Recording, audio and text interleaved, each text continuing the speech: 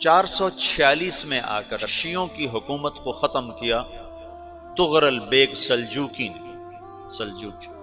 Seljuk مسلمان ہوئے تھے محمود غزنوی کے دور میں، سلجوک ان کے بڑے کا نام تھا۔ تو ایک دفعہ محمود غزنوی نے سلجوک سے پوچھا اگر مجھے تیری مدد کی ضرورت ہو تو کتنے آدمی پیش کر سکتے ہو؟ تو اس نے ایک تیر دیا، کہا یہ ایک تیر ہے میرا، کسی کو یہ تیر بھیج کر میرے علاقے میں بھیج دو تو چند گھنٹوں میں 1,00,000 تلواریں تیرا پہرا دینے کے لیے تیار ہوں، میرے پاس اتنی طاقت ہے۔ تو یہ سلجوک کی نسل میں تھا تغرل بیگ۔ اللہ تعالیٰ نے جب عرب زوال کا شکار ہو گئے اور ضعف کا شکار ہو گئے، جیسے بڑھاپے کا کوئی علاج نہیں، جب قوموں پہ زوال آتا ہے تو اس کا بھی کوئی علاج نہیں، پھر اور قوم کو جگہ ملتی ہے۔ جیسے بڑھاپا ایک فرد پہ آتا ہے، ایسے بڑھاپا قوم پہ آتا ہے۔ قوم کا بڑھاپا جوانی میں نہیں لوٹ سکتا، جیسے فرد کا بڑھاپا جوانی کی طرف نہیں لوٹ سکتا، قوم کا بڑھاپا جوانی کی طرف نہیں لوٹ سکتا، کوئی علاج نہیں، نئی نسل کا آنا ہی علاج ہے۔ تو عرب دھل چکے تھے، 600 سال بہت ہوتے ہیں حکومت کو، اپنی صفات گم کر چکے تھے، اب نئے خون کی ضرورت تھی۔ تغرل بیگ پہلا شخص تھا جس نے آ کر اہل سنت والجماعت کو استحکام بخشا، شیعوں کی حکومت کو ختم کیا، بغداد سے، شام سے، ان سارے علاقوں سے۔ صلاح الدین ایوبی نے اسماعیلی شیعہ کی حکومت کو ختم کیا، مصر۔ العاضد ان کا آخری خلیفہ تھا۔ صلاح الدین ایوبی نور الدین زنگی رحمۃ اللہ علیہ کا پروردہ تھا، اس کا دوست تھا، اس کے دوست بھی تھا، بچہ بھی تھا اس کے سامنے، زیادہ لکھنے پڑھنے کا شوق تھا۔ پھر اللہ تعالیٰ نے اس سے کام لیا اور اس کو مصر کا گورنر بنا کے بھیجا، مصر کی مدد کے لیے بھیجا۔ تو وہاں اس نے صلاح الدین ایوبی نے وہاں ختم کیا، تغرل بیگ نے یہاں ختم کیا۔ تو پھر سلجوک جو تھے نا یہ اقتدار میں آئے، ادھر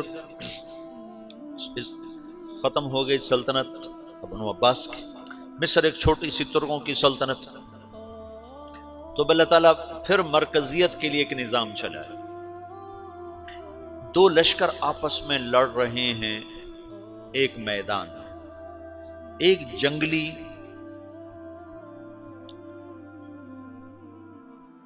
بدوؤں کا قافلہ، جنگل کے لوگ اپنے قبیلے کو لے کر، ایک جنگلی قبیلہ اپنے سردار کے ساتھ نقل مکانی کر رہا ہے ایک جگہ سے دوسری جگہ۔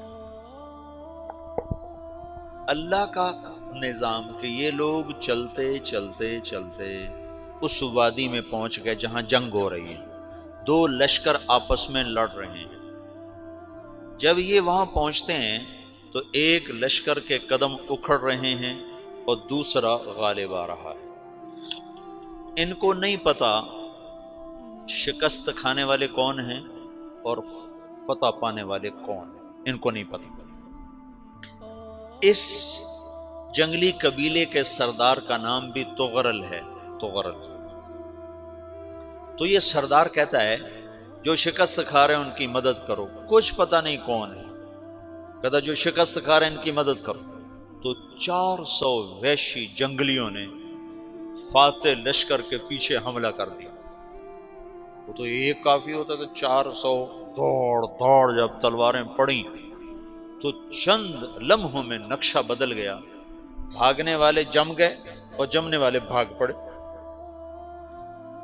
جب جنگ ختم ہوئی تو شکست خوردہ لشکر کے بادشاہ نے ان کو بلایا، اسے پوچھتا ہے مجھے جانتے ہو میں کون ہوں؟ کہا نہیں۔ کہا تو تم نے میری مدد کیوں کی؟ کہا انسانی ہمدردی کی وجہ سے، تمہیں شکست ہو رہی تھی اس لیے تمہاری مدد کی۔ پھر اس نے اپنا تعارف کرایا، میں ہوں سلیمان سلجوکی، ترکی کا بادشاہ۔ مسلمانوں کا لشکر تھا اور تاتاریوں سے شکست کھا رہا تھا، تاتاری فتح پا رہے تھے، مسلمان شکست کھا رہے تھے۔ تو وہ اللہ کی غیبی مدد بن کر آئے، تو وہ اس سے کہتا ہے میرے ساتھ رہنا پسند کرو گے؟ تم نے میرے اوپر احسان کیا ہے، میں اس کا بدلہ دینا چاہتا ہوں، میرے ساتھ رہنا پسند کرو گے؟ کہنے لگا کر لوں گا۔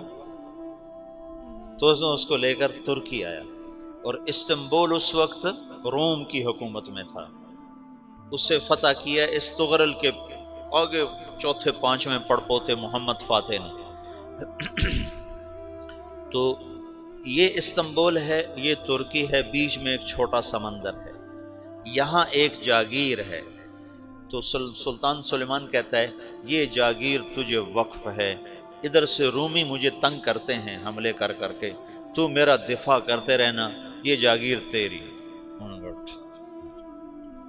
اس جاگیر پہ اس نے اپنے قافلے کو آباد کر دیا، اپنے قبیلے کو، اور ایک چھوٹی سی حکومت بنا لی، جو ایک صوبہ سمجھو سلمان سلجوقی کا، وہ ایک چھوٹا سا صوبہ ہے۔ وہاں جب یہ رہ پڑا تو پھر یہ ایک شیخ کے بیت ہوتا ہے، وہاں شیخ طریقہ ہے، ان کے یہ بیت ہونے جاتا ہے، وہ اس کو رات اپنے پاس ٹھہراتا ہے، تو ایک کمرے میں ان کو ان کا خادم ٹھہراتا ہے۔ یہ جب کمرے میں جاتا ہے تو سامنے دیوار میں طاقچے پر قرآن پڑا ہوا ہے، تو یہ تغرل بیگ کہتا ہے یہ کیا ہے، یہ کیا ہے؟ تو وہ خادم کہتا ہے یہ کتاب اللہ ہے، قرآن ہے۔ اچھا، وہ اس کو وہاں چھوڑ کے باہر چلا جاتا ہے۔ وہ دیہاتی آدمی، جنگل کا رہنے والا، پہلی دفعہ زندگی میں قرآن دیکھا، وہ کہتا ہے یہ قرآن ہے، اللہ کی کتاب ہے، میں اللہ کی کتاب کے سامنے سو جاؤں، کتنی بے ادبی ہے۔ تو اس نے ایسے قرآن اٹھایا اور سر پہ رکھ لیا اور کھڑا ہو گیا، ساری رات قرآن سر پہ رکھ کے کھڑا رہا۔ رات کے پچھلے پہر اس کو خواب آیا، کھڑے کھڑے اس نے دیکھا کہ اس کی پشت سے ایک چاند نکلا اور شیخ کی بیٹی کے سینے میں جا کے اتر گیا۔ پھر اس لڑکی کے سینے سے ایک درخت نکلا جو پھیلتے پھیلتے پھیلتے 3 بر اعظم پہ چھا گیا، افریقہ پر، یورپ پر، ایشیا پر۔ پھر اس کی آنکھ کھل گئی، وہ کھڑا ہوا ہے، تو اس نے صبح یہ خواب اپنے شیخ کو سنایا، تو انہوں نے اپنی بیٹی اس کے نکاح میں دے دی۔ اس بیٹی سے ایک بچہ پیدا ہوا، تغرل بیگ نے اس کا نام رکھا عثمان، عثمانی ترک نام سنا ہوا، جو میں نے کل بتایا تھا کہ 1924 میں وہ خلافت ختم ہوئی۔ تو ایک بیٹا پیدا ہوا عثمان۔ عثمان نے پھر ایک نئی اسلامی حکومت کی بنیاد رکھی جو 1924 تک چلتی رہی، کوئی 800 سال یہ حکومت چلی۔